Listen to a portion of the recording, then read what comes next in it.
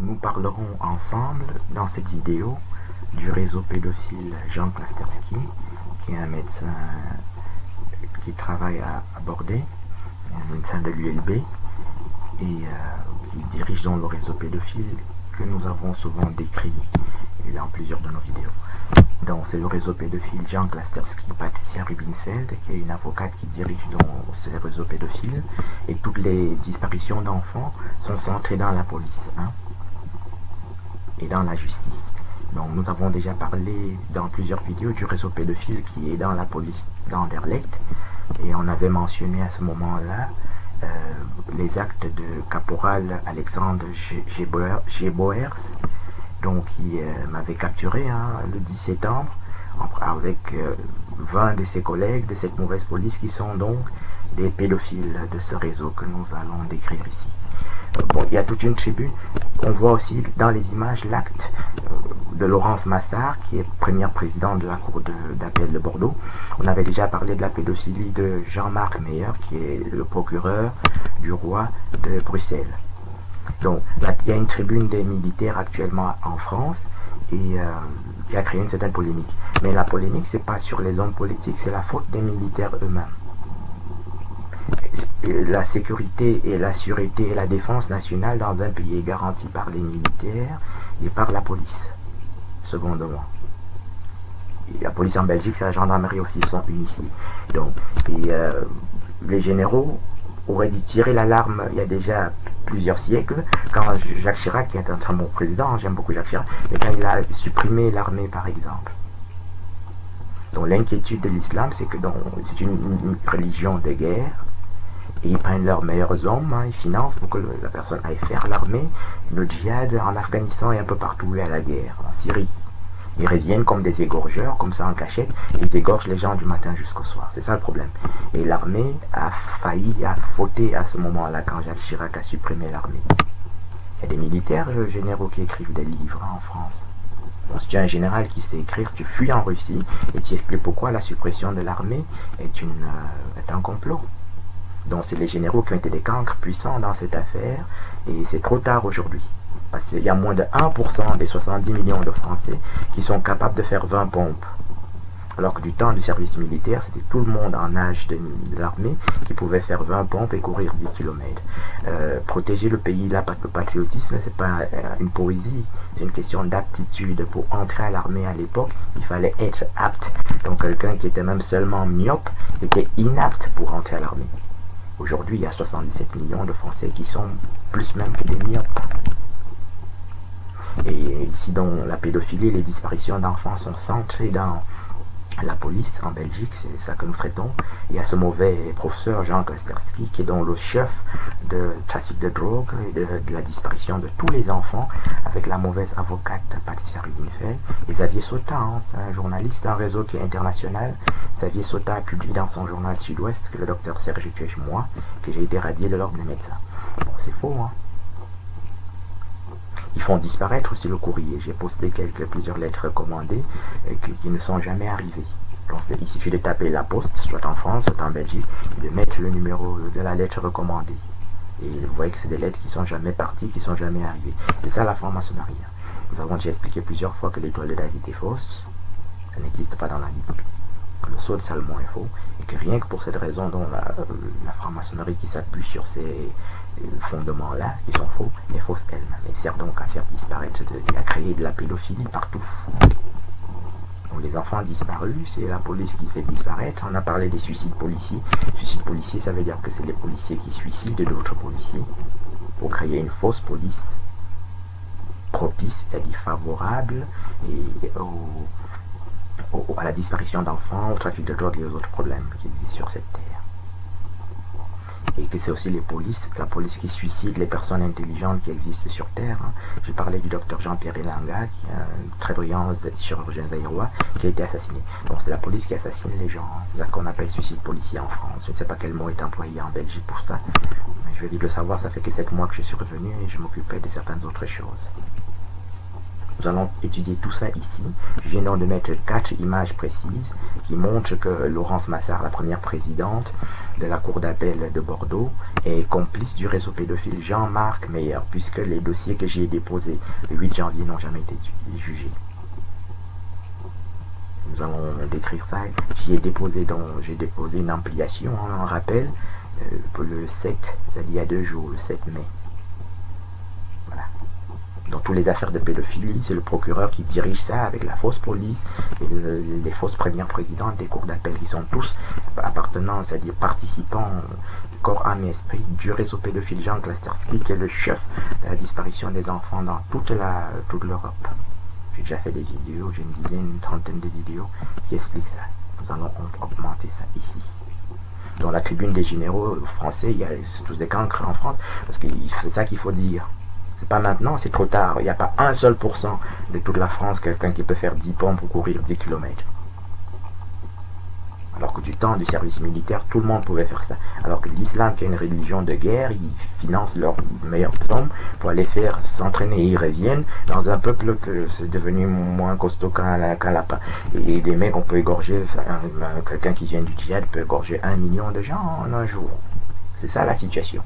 Et les généraux auraient dû faire cette tribune un peu plus tôt et de manière ininterrompue. C'est-à-dire tu fuis même en Russie, en Chine, hein, je ne sais pas quel où faut fuir, tu fuis quelque part. Si on te tue en Chine, un autre fuit au Japon. Si on te tue au Japon, le 3e général fuit en Russie jusqu'à ce qu'on trouve un endroit où on peut raconter ça. Donc c'est des cancres ces généraux-là. Hein. C'est dommage. Hein. Parce que personne n'a dit ce que je viens de dire là. Mélenchon, il a raconté une tas de fumisteries. Et il fallait s'alarmer il y a 30 ans. 35 ans. La suppression de l'armée, c'est un complot contre la France, un complot contre le christianisme. Parce que donc il y a un islam aujourd'hui qui sont des militaires, hein, c'est un esprit militaire dans le Coran, et puis qui forme les gens dans les territoires de guerre, et la police aujourd'hui c'est une très mauvaise police qui dirige des réseaux pédophiles et des autres choses. Les juges aussi sont mauvais, le chef d'État en France il est mauvais, hein, il est totalement mauvais. Il vaut rien.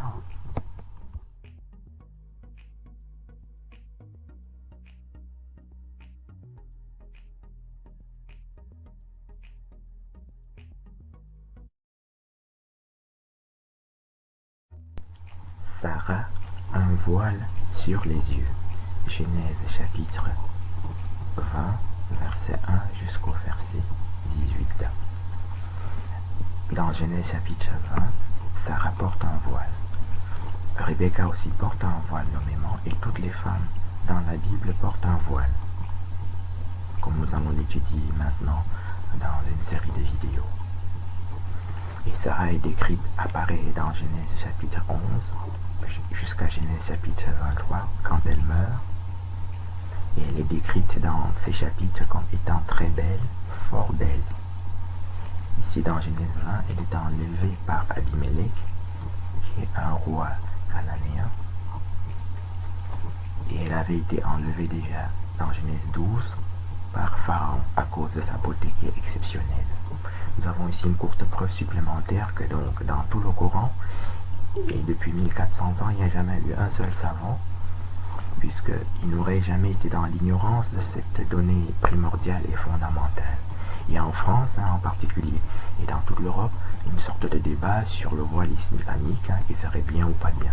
Donc s'il y avait eu un seul savant depuis 1400 ans, et a fortiori aujourd'hui, il n'aurait pas été dans l'ignorance de cette donnée.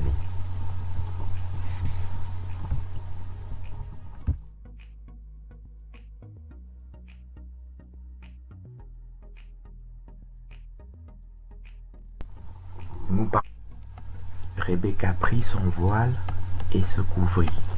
Genèse chapitre 24, verset 64. Rebecca, c'est l'épouse de Isaac. Et dans Genèse chapitre 24, après la mort de Sarah dans Genèse chapitre 23, Isaac lui-même naît dans Genèse chapitre 20. Et pour se consoler de sa mère qui vient juste de mourir, son papa envoie chercher Rebecca, araméen, c'est-à-dire Babylone, et ils se rencontrent ici. Et Rebecca prend son voile et se couvre. Genèse chapitre 24, verset 64. C'est un long chapitre qui va jusqu'au verset 67. Pour ceux qui ne sont pas musulmans, ils peuvent ne pas comprendre, mais une femme musulmane ne doit pas porter le voile dans l'intimité, c'est-à-dire dans la sphère privée. Ce n'est que lorsqu'elle est dans une sphère qui n'est pas privée qu'elle prend son voile, qu'elle se couvre de son voile. Et donc, Rebecca porte un voile en fait, et elle rencontre ici Isaac pour la première fois, et elle se couvre de son voile, qui est aussi un signe de sensualité d'ailleurs. Donc nous sommes en train de faire une série de vidéos pour expliquer que toutes les femmes portent dans la Bible, de Genèse 1 jusqu'à toutes les Bibles qui existent, c'est-à-dire le Nouveau Testament aussi, que toutes les femmes portent le voile. Et nous prouvons aussi par là donc qu'il n'y a jamais eu de savant ni dans l'islam, ni même dans le mauvais catholicisme. Thomas d'Aquin ne sait pas ce que nous disons ici, et Albert Einstein non plus malheureusement. C'est d'ailleurs pour cette dernière raison que nous faisons la vidéo, parce que j'ai illustré la semaine dernière une de mes vidéos par l'image d'une Sarah portant un voile, et la vidéo a été supprimée. Et c'est pour ça que j'ai compris qu'il y a un problème. S'il y avait eu un seul savant, depuis toutes les années que nous disons, cette vérité n'aurait pas été dans l'ignorance dans laquelle elle est aujourd'hui, puisque dans toute l'Europe, il y a un débat terrible sur le voile islamique, qui est donc un faux débat d'ailleurs. Parce que le problème de l'islam, c'est pas qu'il y a un voile, c'est qu'il y a des gens qui pensent qu'ils ont le droit d'égorger les autres personnes. Et ça, c'est un autre process. Il y a des problèmes comme ça qui sont plus graves.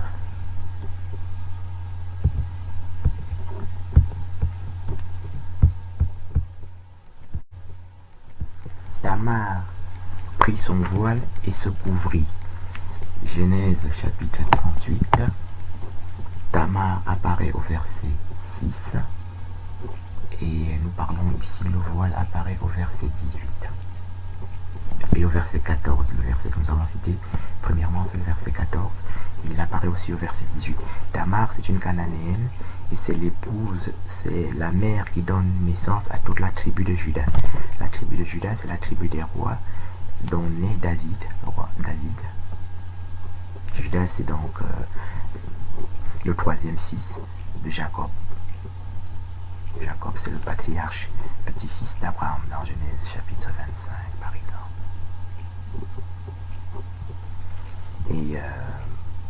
Et la quatrième tribu, pardon, Lévi, c'est la troisième tribu.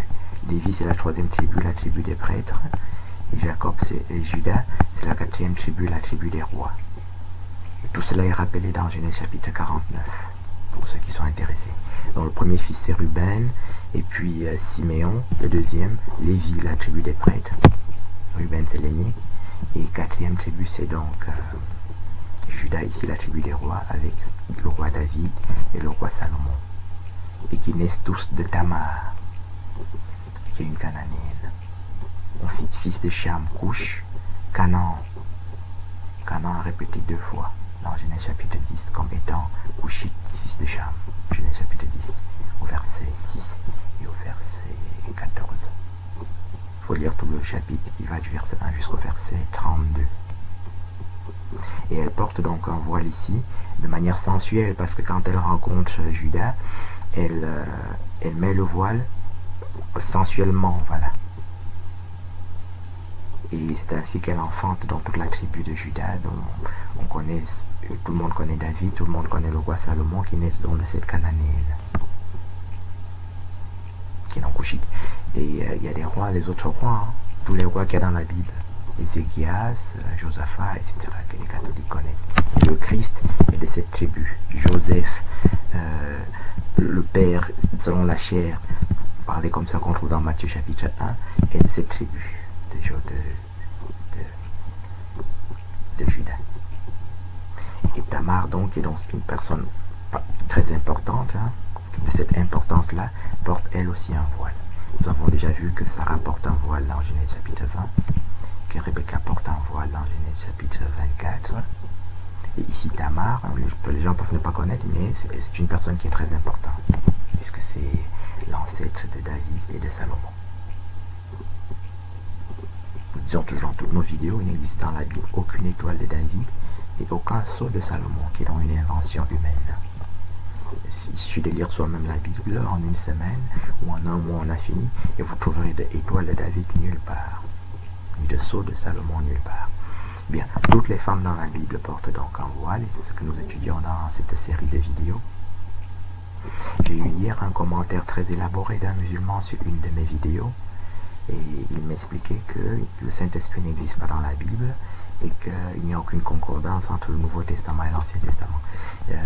Je lui ai expliqué qu'on trouve Saint-Esprit dans Psaume 51 au verset 13, nommément écrit Saint-Esprit, qui se dit « Ne me retire pas ton Esprit Saint », c'est ça la Trinité. Il y a 3 personnes dans cette phrase, j'ai expliqué sur la vidéo, on ne va pas traîner sur ça ici maintenant. Et il expliquait aussi donc qu'il n'y avait pas de concordance. Il y a une concordance littérale, c'est-à-dire dans la lettre, et une spirituelle. Ici, Tamar, c'est la fille, la belle-fille de Judas. C'était l'épouse de son fils, Er. Judas épouse une cananéenne, de laquelle il a 2 fils, Onan et Er, le deuxième, épouse donc Tamar, et Tamar, qui est la belle-fille de Judas, épouse finalement le père, comme nous venons de l'expliquer.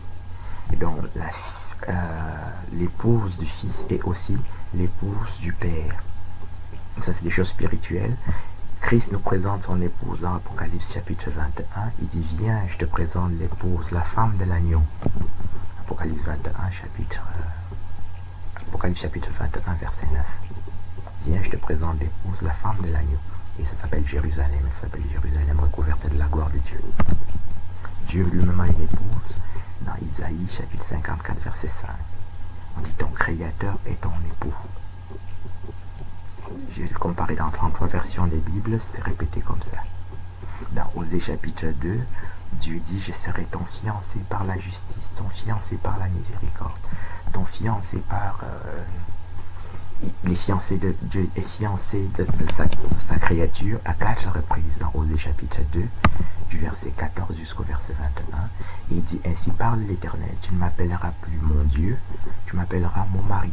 Quand on compare dans 33 versions de Bible, ce n'est pas falsifié du tout. Osée chapitre 2, c'est l'Ancien Testament. Je serai ton fiancé par la justice, par la grâce, par la miséricorde. Je répète, je serai ton fiancé par la miséricorde. Je serai ton fiancé par la grâce. Je serai ton fiancé par la justice. Tu ne m'appelleras plus mon Dieu, tu m'appelleras mon mari. Voilà. Donc Dieu, sa créature est une épouse, parce qu'il y a toutes sortes de fausses doctrines dans l'islam. On dit que Dieu n'aurait pas de fils, etc. On dit fils de Dieu, dans Job chapitre 38, il y a plusieurs vidéos sur ça. Dans Psaume 89, on dit fils de Dieu, qui veut dire étoile, qui veut dire ange. Donc c'est la divinité de l'homme qui apparaît dans le mot fils de Dieu. C'est son angélisme aussi, c'est-à-dire la dimension angélique, l'hypostage angélique qui est dans l'homme, qui se cache dans le mot fils de Dieu.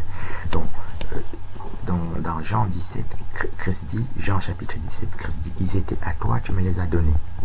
Ça veut donc dire que l'épouse de Christ lui vient de son père. Donc, le Christ a la même épouse que son père. Et l'épouse ici est au sens spirituel. Mais c'est l'explication de Genèse chapitre 38. Et ça répond à la question très très élaborée qu'un musulman m'a posée hier sur ma chaîne YouTube. Donc il y a une parfaite concordance dans la Bible entre l'Ancien Testament et le Nouveau Testament. Mais c'est parce que nous traitons ici, nous sommes en train de rappeler que tout le monde porte un voile dans la Bible, c'est-à-dire dans l'Ancien Testament et dans le Nouveau Testament. Et nous appuyons sur ça pour dire qu'il n'y a jamais eu un seul savant depuis la création du Coran. Et que les savants catholiques, dont Thomas d'Aquin, qui est le docteur angélique, le premier de tous les savants, de tous les docteurs, est aussi un faux savant, parce qu'il n'aurait jamais été, il n'aurait pas laissé l'humanité dans cette information primordiale, qui est importante, puisqu'on voit qu'aujourd'hui il y a une dérive, il y a un faux débat sur ça, alors que c'est pas ça le problème. Le problème, c'est qu'il y a des fausses doctrines dans l'islam qui sont beaucoup plus délétères, c'est-à-dire qui portent atteinte à la vie.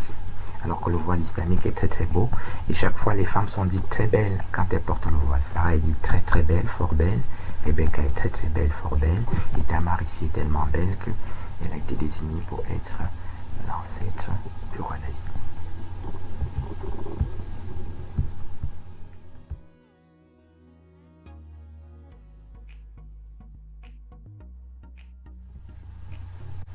Ton voile, tu es toute belle, que tu es belle, que tu es belle. Cantique des Cantiques, chapitre 4, verset 1 jusqu'au verset 16. Donc, c'est le roi Salomon qui parle à sa fiancée. Fiancée apparaît au verset 9. On dit fiancée, source d'eau vive. Donc, la femme est un dieu dans la Bible. Cantique des Cantiques, on dit source, l'eau vive, c'est Dieu. C'est des eaux de feu. Donc,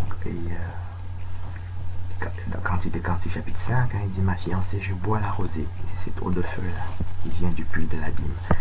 Donc ici, le roi Salomon, dans la version française, on ne voit pas que c'est le roi Salomon qui parle, mais dans King James Version, qui est une Bible qui a 400 ans, il suffit de taper KJV, King James Version 16, année 1611, et de taper Cantique, ça s'écrit Song of Salomon. Song s'écrit S-O-N-G, et Cantique, hein, c'est ça que ça veut dire, et vous trouverez chaque fois que c'est un dialogue entre Salomon et la reine de Saba. Et cette phrase est prononcée par le roi Salomon. Donc chaque fois on met roi Salomon et puis après on met reine de Saba. C'est un dialogue, comme dans les pièces de théâtre. Ici au verset 1, le voile apparaît, on dit, le roi Salomon dit ton voile, que tu es belle, verset 1. Et au verset 3, il dit encore ton voile, et il dit tu es toute belle au verset 7. Et fiancée, comme on a dit, apparaît au verset 9. Et un peu plus bas, on dit donc fiancée, source d'eau vive. Vive veut dire le feu. Et c'est le 6e océan, qui est un océan qui se trouve en dessous des 4 océans, en dessous des plaques tectoniques, qui est un océan de feu, qu'on appelle puits de l'abîme, qui concorde parfaitement aussi avec l'anatomie de la femme. Et au Cantique des Cantiques, chapitre 5, Salomon dit ma fiancée, dont je bois la rosée. Il dit même je bois mon lait, parce que dans la Bible, les femmes ont un sein qui est producteur, qui, comme aujourd'hui, le sein de la femme ne produit que pendant la gestation. Pour des raisons, pour une condamnation de l'Antéchrist. Mais dans l'Ancien Testament, les anciens temps, le sein de la femme était producteur en permanence. Et Salomon dit je bois mon lait. Donc il buvait le lait de son épouse en permanence, qui est même aphrodisiaque, ces choses-là, puisque c'est ainsi qu'on voit dans le premier livre des rois, chapitre 11, que le roi Salomon avait 1000 femmes. L'Antéchrist a créé toutes sortes d'agressions spirituelles et d'agressions dans la chair, des os de la femme. À la pilule, par exemple, assèche les os dans le cerveau, et les os dans la chair, et les os en général, et les os du vagin, par exemple, aussi. Et avec comme conséquence le cancer. C'est écrit dans Apocalypse, chapitre 12, verset 1 jusqu'au verset 17 et même suivant, que le dragon est en guerre contre la femme. Donc toutes les agressions que l'Antéchrist fait, le féminisme est une terrible agression de la femme. La femme est dite femme divinité dans Daniel chapitre 11, verset 37. En anglais on dit God, woman, God. Et en français on dit femme divinité. Et comme nous venons de le voir ici, on dit dans Cantique des Cantiques chapitre 4 que nous étudions, à propos du voile, le mot voile y apparaissant 2 fois, parce que parfois je peux égarer les gens dans mes digressions. Nous sommes en train d'étudier le voile islamique. Et nous disons que toutes les femmes portent, toutes les compagnes du roi Salomon portent le voile. Comme nous le voyons ici dans Cantique des Cantiques chapitre 4. Le mot voile apparaissant 2 fois. Et la femme y étant divinisée, puisqu'on nous dit ma fiancée, source d'eau vive. La reine de Saba est couchite, on dit fils de Cham, couche. Et au verset 7 et 8, on dit Saba, Séba. Et la rencontre ici décrite se trouve dans le premier livre des rois, chapitre 10, du verset 1 et suivant. C'est là que le roi Salomon rencontre la reine de Saba, qui est donc couchite, dans Genèse chapitre 10, au verset 6 et suivant.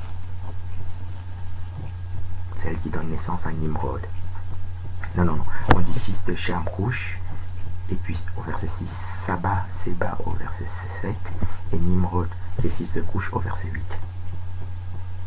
Et dans ce même chapitre, Ninive et Sidon, Sidon, son fils de Cham, Sodome et Gomorrhe, son fils de Cham. Donc la femme est une divinité, ici aussi. Et la Bible n'est pas du tout misogyne, Paul n'est pas misogyne. Paul décrit aussi le voile dans le premier livre des rois, nous allons l'étudier séparément. Dans le premier livre des Corinthiens au chapitre 11. Et il décrit la femme comme la gloire de l'homme. On dit femme, épouse, gloire de l'homme. En 1er Corinthiens chapitre 11. Donc Paul n'est pas misogyne comme les francs-maçons l'enseignent. Et la Bible n'est pas misogyne non plus, puisqu'on voit ici la femme est totalement divinité. Il dit fiancée, source d'eau vive. L'eau vive c'est Dieu. On trouve dans Apocalypse chapitre 22 verset 1. On dit Jérusalem céleste, le trône de Dieu, eau vive. Et dans Ézéchiel chapitre 47. Eau vive c'est Dieu tout le temps. Bien. Et la femme est dans l'époux, la gloire de Dieu dans Apocalypse 21 chapitre 9 et la gloire de l'homme dans 1 Corinthiens chapitre 11. Paul n'est pas misogyne non plus donc. Et Paul proclame la voile. Le voile, nous allons l'étudier séparément. Donc ici, la compagne de Salomon, dans Cantique des Cantiques chapitre 4, verset 1 jusqu'au verset 14 et suivant, et donc portant voile à 2 reprises, et Salomon lui-même qui avait 1000 femmes dans 1er Livre des Rois chapitre 11, l'a décrit comme belle, que tu es belle, que tu es belle, tu es toute belle, belle à 3 reprises. Donc nous répétons ce qu'il faut répéter, donc c'est que il n'y a jamais eu de savant ni dans le mauvais catholicisme, Thomas d'Aquin, etc. Et nous faisons cette série de vidéos parce que donc la semaine dernière j'ai illustré une de mes vidéos par une femme voilée islamique que nous décrivons ici, et la vidéo a été injustement supprimée. C'est très fréquent sur YouTube, chaque fois que tu apportes une intelligence primordiale, la vidéo est supprimée. Au mois de novembre et de décembre dernier, 3 ou 4 de mes chaînes YouTube ont été supprimées, ainsi que les vidéos, parce que je décrivais, je les illustrais souvent par une vidéo, par une image, Abraham Kedar, et Kedar veut dire Kedar peau noire. On dit Kedar, noir, peau noire, dans Cantique des Cantiques chapitre 1, versets 5 et 6. Et on dit Abraham Kedar dans Genèse chapitre 25. C'est le petit-fils d'Abraham, fils d'Ismaël. Kedar est noir, peau noire, à 2 reprises. Et chaque fois que j'utilise cette illustration qui est totalement inconnue par Thomas d'Aquin et Albert Einstein, c'est des images tellement choquantes, c'est des informations primordiales. Primordial veut dire que l'homme aurait dû le savoir à l'âge de 1 an, de 2 ans. Et qu'il se retrouve à l'âge de 20 ans ou de 25 ans avec ça devant sa face. C'est tellement choquant que donc on a supprimé toutes les vidéos. Et je suis obligé de faire cette série de vidéos. C'est très très pénible à faire parce que chaque fois que vous mettez la vidéo, elle est supprimée. YouTube supprime parce que c'est des informations que l'humanité ne connaît pas et que vous trouvez des gens qui ont 40 ans, 50 ans et qui sont obligés de supprimer la vidéo parce qu'ils ne connaissent pas ça. C'est quelque chose qu'ils auraient dû connaître quand ils avaient 1 an.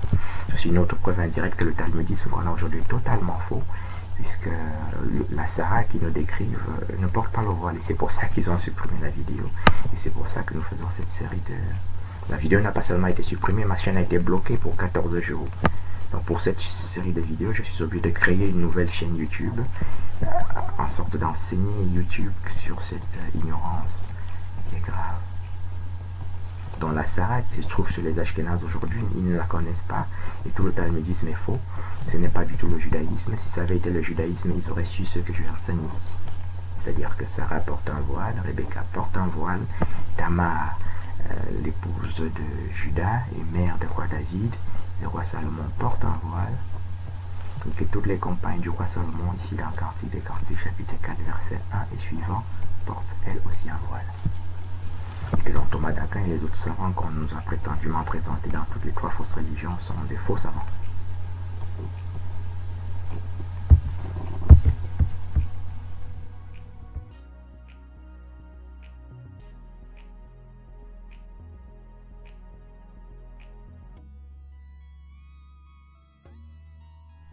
La femme, son voile, voilée, voilée. La femme, gloire de l'homme. 1er Livre des Corinthiens, chapitre 11. Au verset 6 que nous avons étudié ici, mais il faut étudier tout le chapitre pour voir apparaître la gloire de l'homme. La femme est la gloire de l'homme dans le 1er Livre des Corinthiens, chapitre 11.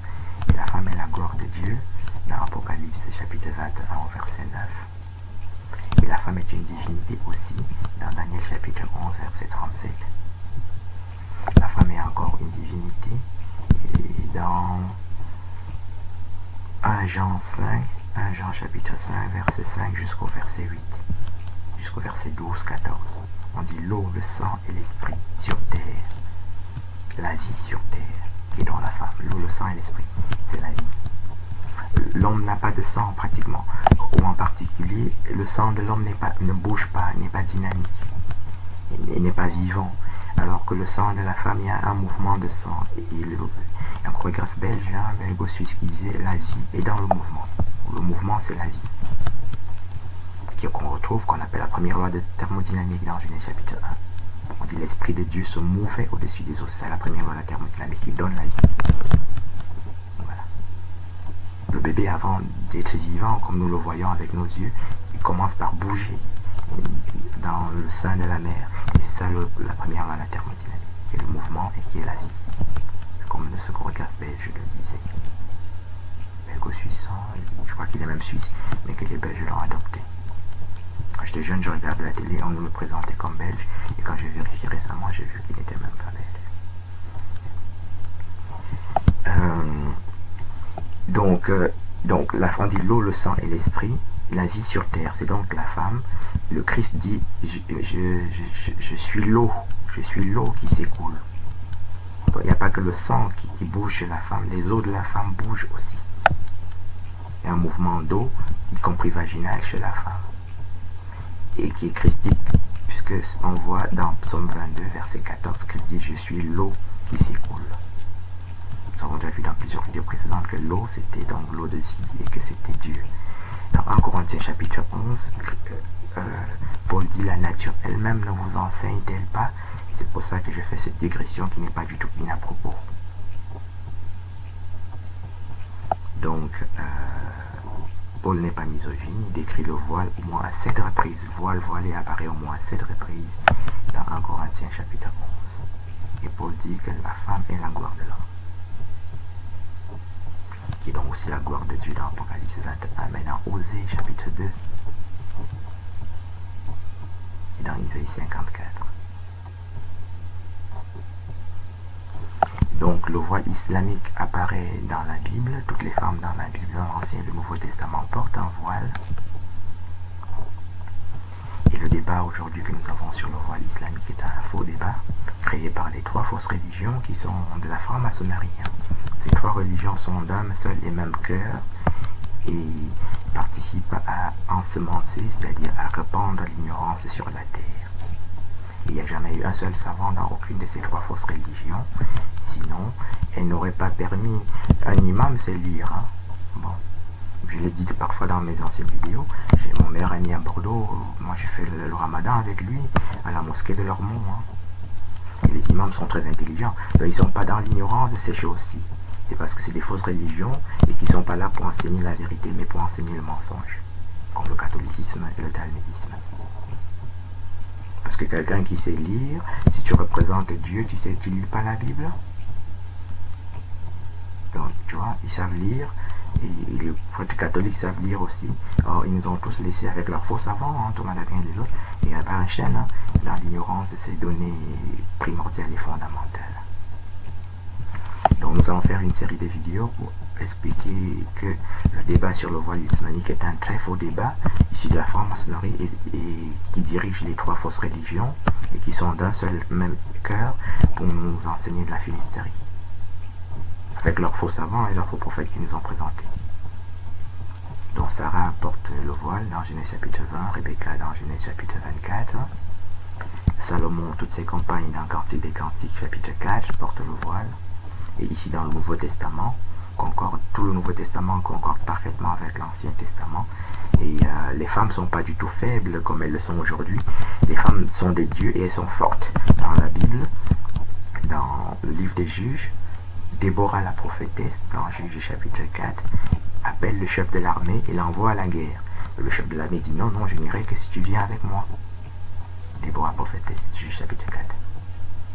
Et dans Juges chapitre 5, Déborah chante, ça s'appelle Cantique de Déborah. Déborah dit, les hommes étaient sans force en Israël, quand moi, Déborah, mère en Israël, je me suis levé pour aller à la guerre. Bon, c'est très clair, et ça concorde avec tout ce qu'on a dit. Juges chapitre 4 et Juges chapitre 5. Donc c'est en asséchant les eaux par une doctrine satanique qu'on appelle le féminisme. C'est une agression spirituelle et l'esprit est plus puissant que le corps, que la chair. Donc la pilule c'est grave, ça assèche les eaux aussi, mais les agressions spirituelles, l'esprit est 1 milliard de fois plus puissant que l'âme et l'âme elle-même est 1 milliard de fois plus puissant que le corps.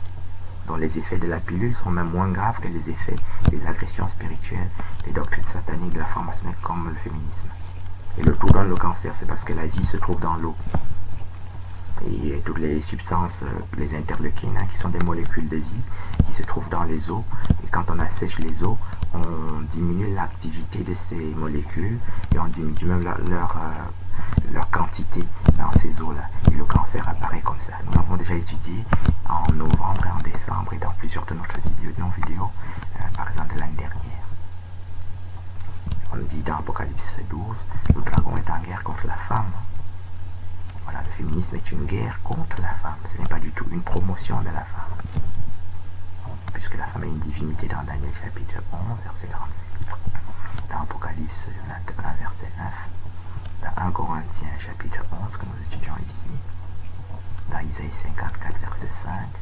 Dans Osée chapitre 2. Dans 1 Jean, chapitre 1er, épître de Jean chapitre 5, verset 5 à 12, 14, on dit « Ô sang, esprit de la vie sur terre ». Et ça, c'est la femme. Parce qu'il y a des mouvements de sang, il y a des mouvements d'eau, et c'est dans le mouvement qu'il y a la vie, comme disait un chorégraphe belge.